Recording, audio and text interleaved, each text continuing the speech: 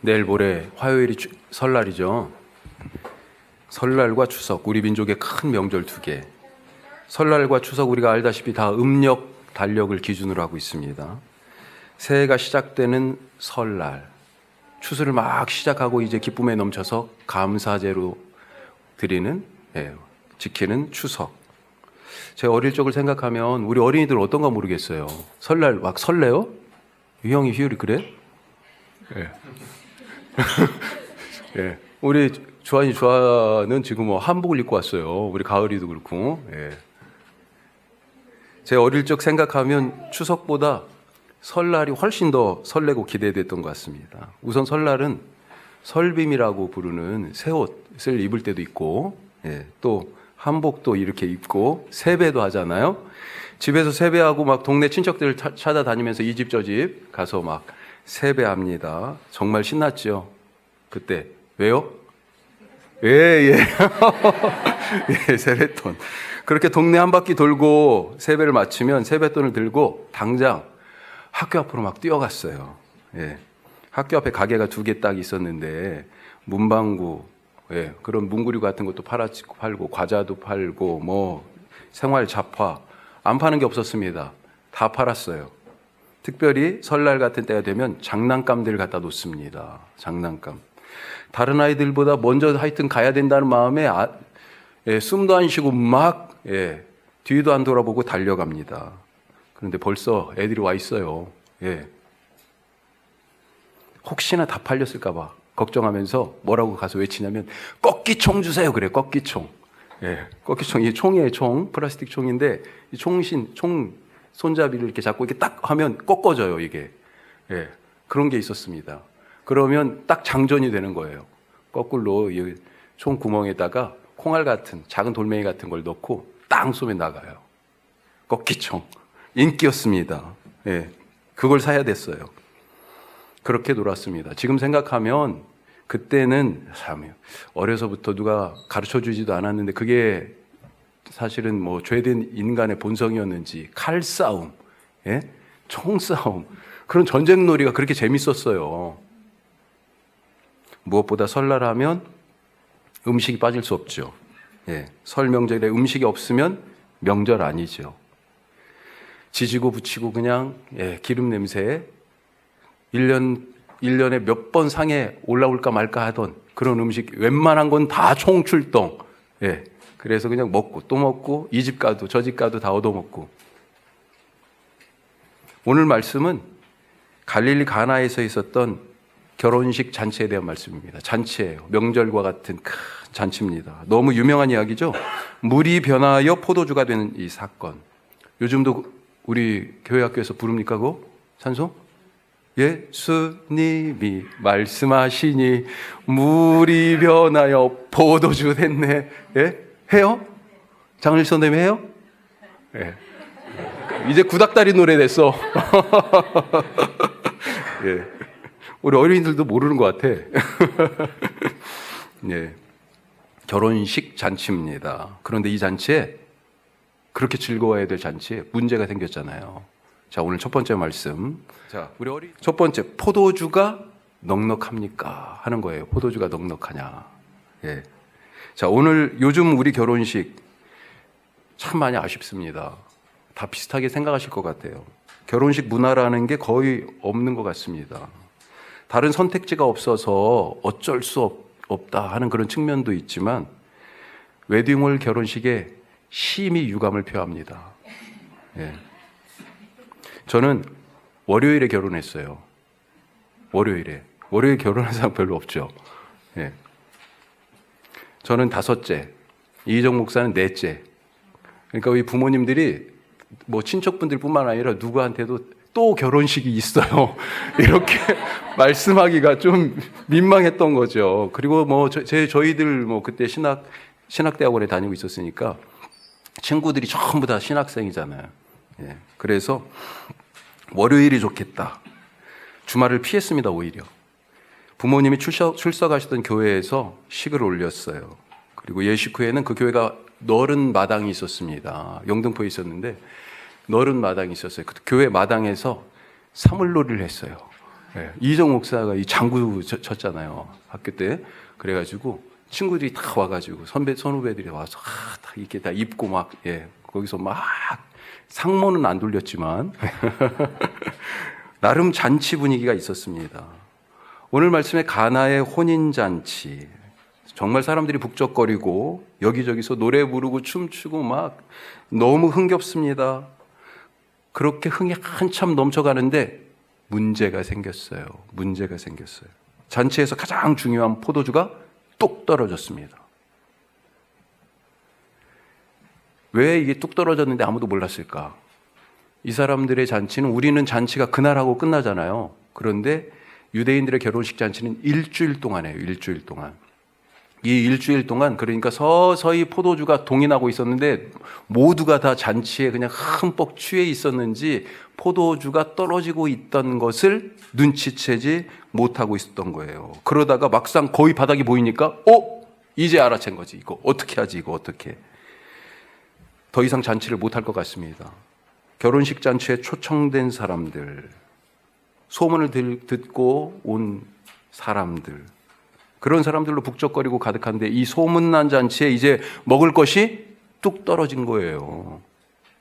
포도주가 떨어진 혼인잔치. 더 이상 노래와 춤을 이어갈 수가 없습니다.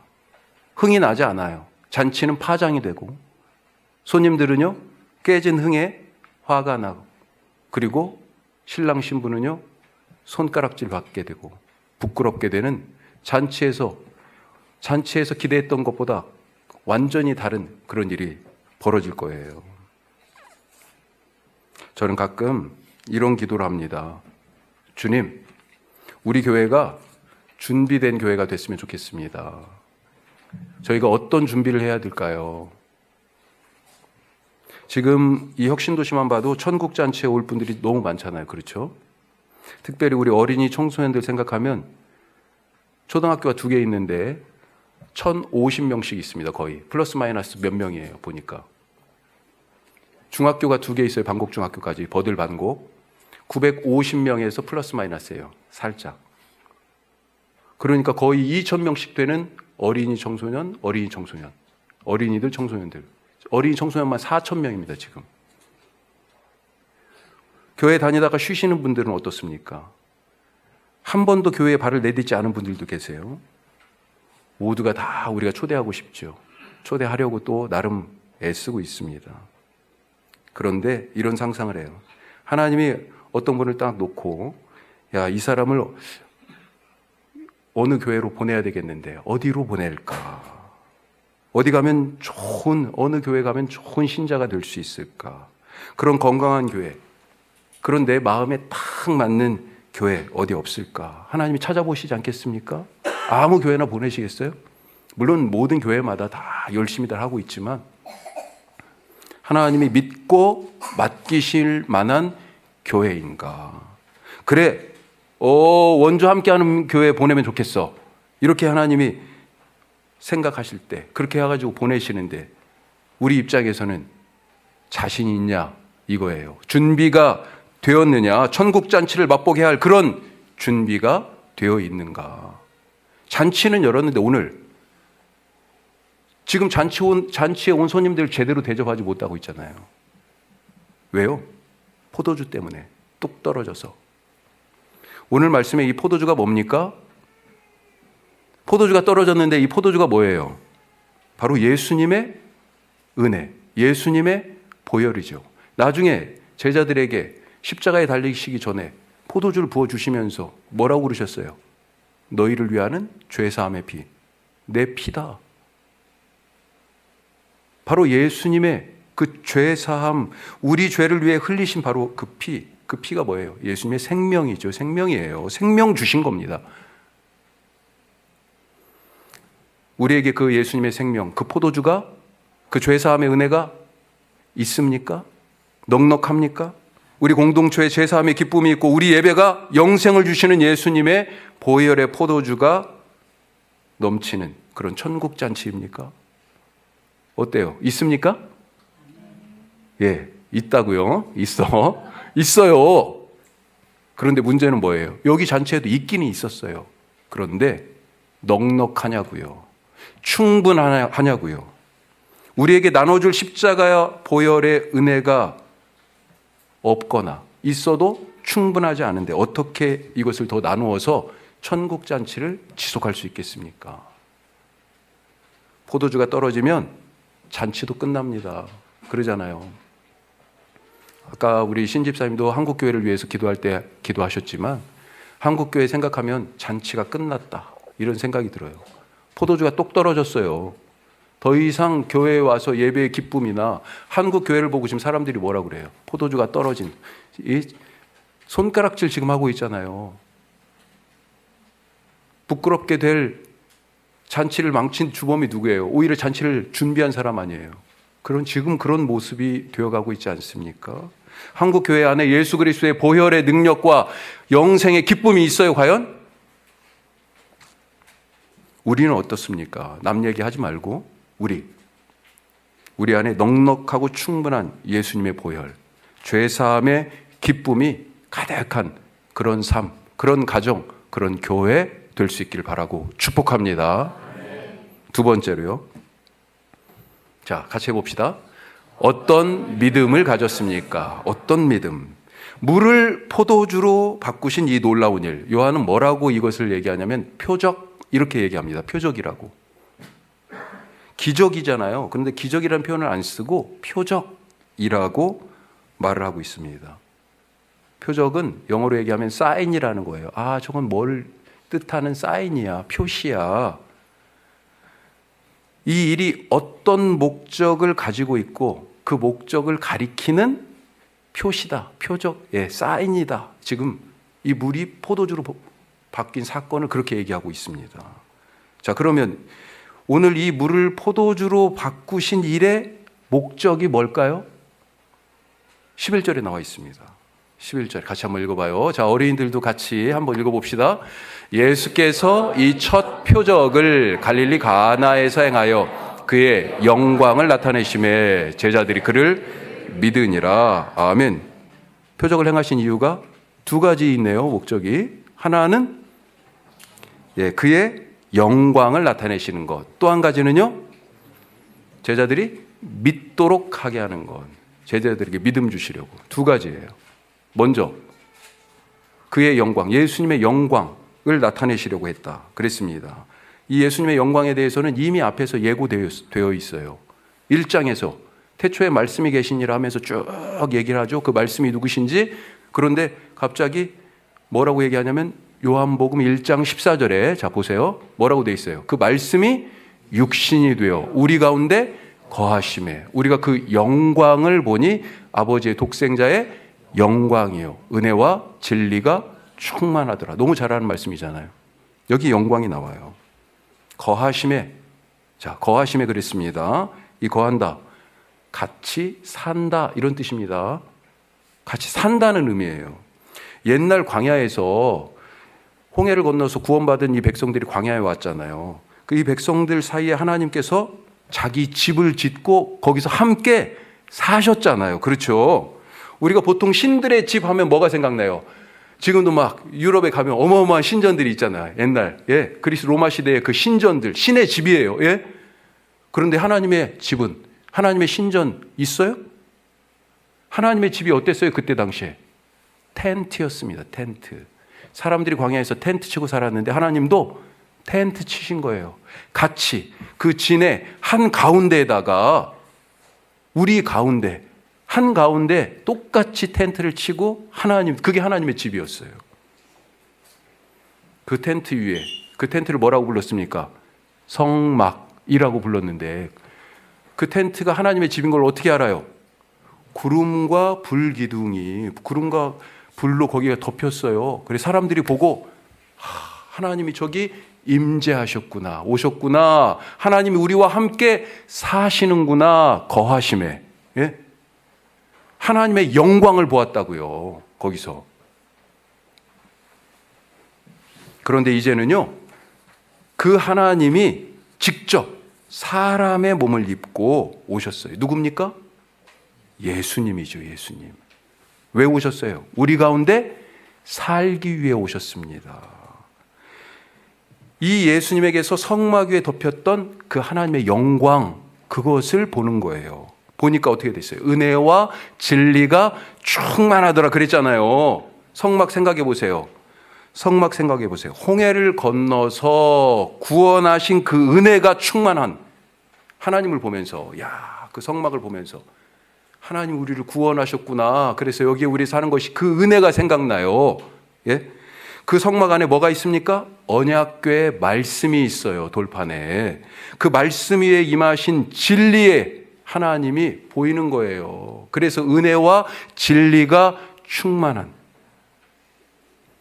오늘 예수님께서 물을 포도주로 바꾸시는 이 예수님을 보면서 그 은혜와 진리가 충만한 하나님의 영광을, 예수님이 구원하시잖아요. 물을 포도주가 뭐라고요? 구원의 피예요. 예수님이 누구십니까? 진리의 말씀이에요. 그래서 은혜와 진리가 예수님에게서, 이 물을 포도주로 바꾸신 이 예수님에게서 충만한 것을 보고 하나님의 영광이 그 위에 임하는 것을 보게 됐다라고 하는 것입니다. 그래서 제자들이요, 그것을 본 제자들이 어떻게 했어요? 믿었잖아요. 믿어. 그 표적, 예수님 안에 나타난 하나님의 영광을 보며 믿게 됐어요. 여기서 우리가 한 가지 더, 이 믿게 됐는데 믿음의 종류를 한번 생각해 봐야 돼요. 믿음의 종류. 어떤 종류의 믿음이 있을까요? 첫 번째는 보고도 안 믿는 믿음이 있어요. 이건 물론 믿음이 아니죠. 보고도 안 믿어요. 예수님이 얼마나 많은 걸 보여주셨습니까? 자기 안에 하나님의 영광이, 구원이, 하나님의 은혜가, 진리가 충만한 것을 몇 번이나 보여주셨어요. 수도 없이 보여주셨죠. 요한복음만 놓고 따지면 대표적으로 5장에 가면 38년 동안 병으로 고생하던 베데스다 연못가의 사람 고쳐줬습니다. 모두가 불가능해였어요. 요한복음 9장에 가면 40년 동안 살았는데 한 번도 못 봤어. 날 때부터 소경이었어요. 그의 눈을 실로암 못가에서 뜨게 하셨어요. 갔다 오라고 그러셨지. 요한복음 11장에 가면요, 뭐가 있어요? 죽은 나사로가 살아납니다. 이제는 아예 그냥 고치는 정도가 아니고 죽은 사람이 살아나는 걸 보여주셨어요. 요한복음 6장에는요, 오병이어의 기적이 있습니다. 죽음도 이기고 병도 이기고 귀신도 이기고 먹을 것도 해결하시는, 다 보여주셨다고요. 다. 그런데 보고도 사람들이 안 믿습니다. 죽은 나사로가 살아났는데, 나사로가 죽었다 살아났는데 그걸 보고도 안 믿습니다. 오히려 나사로를 죽이려고 그래요. 나사로 때문에 예수 믿는 사람들이 생기는구나, 죽이려고 그래요. 무엇보다도 가장 큰 표적이 뭡니까? 십자가와 부활이에요. 예수님 스스로 죽으셨어요. 당신이 죽으셨고 무덤에서 부활하셨습니다. 이렇게 보여주시는데도 보고도 믿지 않는 사람들이 있습니다. 또 한 가지 다른 믿음, 두 번째 믿음이 뭐예요? 보고 믿는 믿음이 있습니다. 자, 이거 지금 말씀드린 이유는 내 믿음은 뭐냐는 거예요. 예수님이 우리에게 오셔서 하나님의 영광을 보여주셨는데 우리는, 제자들은 믿었잖아요. 나는 지금 뭐 하고 있냐는 거예요. 자, 두 번째 믿음, 봤는데 보고 믿는 믿음이 있어요. 보아야 믿는 믿음. 누굽니까? 대표적으로 도마가 그랬죠. 다른 제자들은 이미 부활하신 예수님 만났습니다. 그 말을 전하니까 도마가 못 믿잖아요. 내가 직접 봐야 돼. 내가 직접 만져봐야 돼. 그 손바닥에 내가 못자국에 내 손을 넣어봐야 돼. 그래서 예수님이 친절하게 또다시 나타나셨잖아요. 문이 닫혔는데도 들어오셨습니다. 그리고 만져봐. 도마야, 만져봐. 손가락을 넣어봐.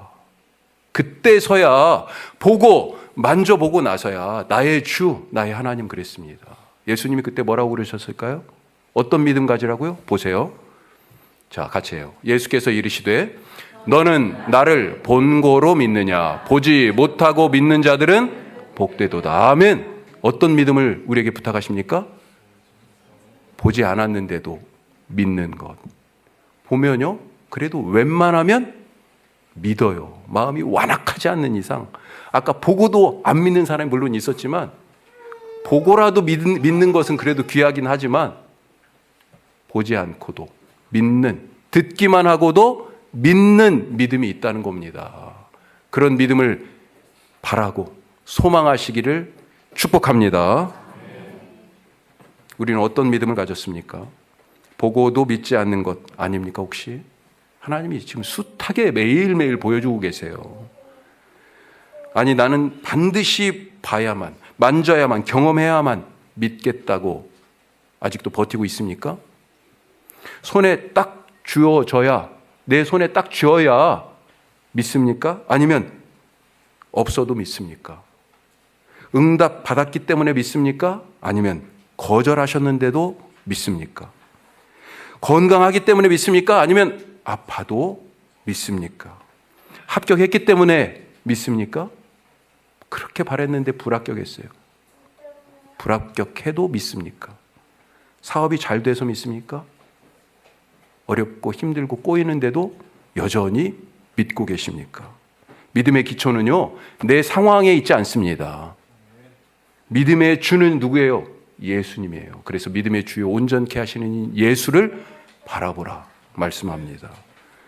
오늘 그 믿음의 주 예수님께서요, 세상 잔치는 이제 다 끝났다 그러십니다. 여기 내 피로, 내 생명으로 가득한 변할 수 없는 기쁨의 천국 잔치가 드디어 시작됐다 선언하시는 거예요. 그 잔치를 예수님과 함께 즐기십시오. 그 예수님을 믿으십시오. 믿는 자가 천국 잔치의 주인공이 될 것입니다. 날마다 설날이에요. 예, 기도하겠습니다.